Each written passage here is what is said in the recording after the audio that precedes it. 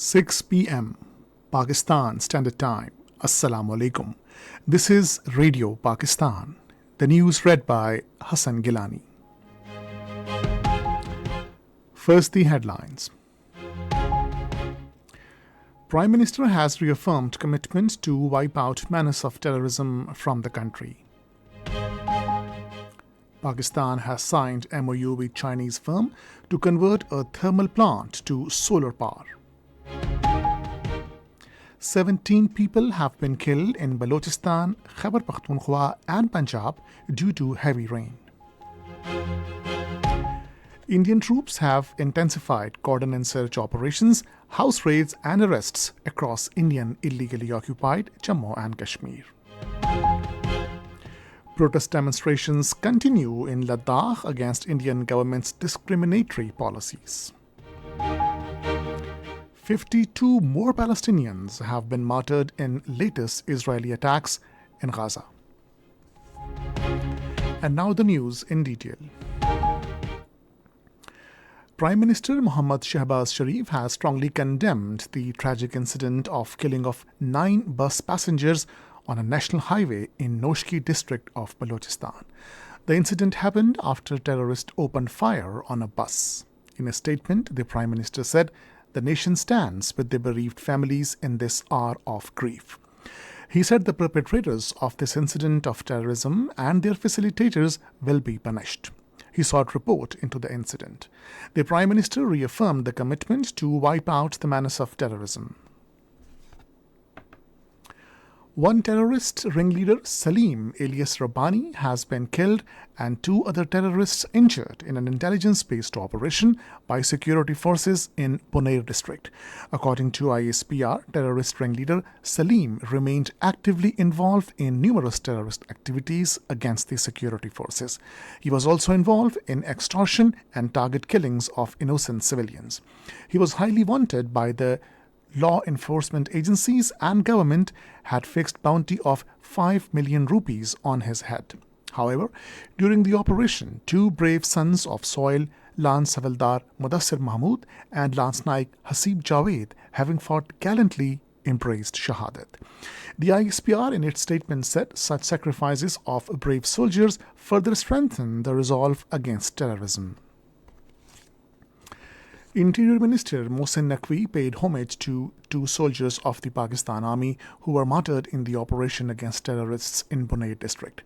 In his message, he expressed heartfelt sympathy and condolences to the families of the martyrs and said that Lance Havildar Mudassir and Lance Naik Hasib got the high status of martyrdom for the sake of peace in the country. He said that the nation was determined in the war against terrorism and such cowardly acts could not defeat the unwavering resolve of the nation. Prime Minister Mohammad Shehbaz Sharif has lauded the security forces for their successful operation against terrorists in District Puner. In a statement, he said the valiant Jawans of Pakistan Army, with their professional capability, had sent the enemies of the country to hell. He further said that he, along with the entire nation, paid tribute to valorous soldiers on their valiant act. Prime Minister Mohammad Shehbaz Sharif will participate in the foundation stone ceremony of Siratul Nabi, Peace be upon him Museum in Islamabad this evening. The Secretary General of the Muslim World League, Dr. Muhammad bin Abdul Karim Al Isa, will also attend the ceremony as a special guest and address the ceremony. The aim of this museum is to promote awareness about the biography of Prophet Muhammad, peace be upon him, and to promote the teachings of the Prophet, peace be upon him, in the new generation. Different stages of the holy life of Prophet Muhammad, peace be upon him, and various aspects of his life can be observed in the Sirat Museum through modern technology. Pakistan has signed an MOU of $200 million with a Chinese firm to convert a thermal plant into solar power. The project will upgrade an existing thermal power plant to a 300 megawatt solar plant through the Special Investment Facilitation Council. The project will generate 400 million units of electricity per year at a significantly lower cost, reducing the cost of 45 rupees to 14 rupees per unit. The project will eliminate the need of heavy fuel oil. It is estimated to save $44 million annually due to reduction in import bills, offering attractive returns to the stakeholders. Ambassador of Pakistan to Nepal, Abrar Hashmi, has urged the world and especially developed countries to fulfill emission reduction commitments. During an interview with Radio Nepal today, he said developing nations like Pakistan and Nepal bore the brunt of carbon emissions largely produced elsewhere in the world. The ambassador said Pakistan and Nepal must highlight this injustice on global platforms for effective climate policy. This is Radio Pakistan. Heavy rainfall have killed 17 people, including 2 children, in Balochistan, Khyber Pakhtunkhwa and Punjab. Rainfall lashed parts of Balochistan, including Quetta, Chaman, Shaghi, Noshki, Dera Pukti, Sorab, Kohlu and Khosdar. Heavy rainfall also lashed southern Punjab, including Multan, while Khyber Pakhtunkhwa's Dera Ismail Khan, Malakand, Mohmand and Kohat districts also received downpours. Pakistan People's Party will celebrate Shaheed Zulfikar Ali Bhutto's death anniversary at Khuda Bakhsh in Larkana tomorrow. In this connection, a meeting of Mazar Committee was held in Karachi today, which was chaired by Sindh Chief Minister Syed Murad Ali Shah. Speaking on the occasion, he said, the anniversary of Shaheed Bhutto is celebrated every year on 4th April, but due to Ramadan, Chairman Bilawal Bhutto Zardari decided to mark the anniversary tomorrow. Over 3,000 Sikh Yatris from India arrived in Pakistan through Wagah border today to participate in Baisakhi Mela. The officials of Evacuee Trust Property Board received the Yatris. During their stay in Pakistan, the Yatris will visit their religious places at Hasan Abdal, Nankana Sahab, Narowal, Aminabad and Badami Bagh, Lahore through special trains. All the arrangements, including accommodation, security, transport and medical for the Yatris, have been completed by ETPB. Indian troops have intensified cordon and search operations, house raids and arrests across occupied Jammu and Kashmir under the garb of maintaining so-called peace ahead of Lok Sabha elections in the territory. Indian troops, police and paramilitary personnel are conducting search operations and house raids in different areas of Srinagar, Baramulla, Bandipora, Kupwara, Gandarbal, Badgam, Pulwama, Shopaiya, Islamabad, Kulgam and in Muslim-majority areas of Jammu region on a daily basis.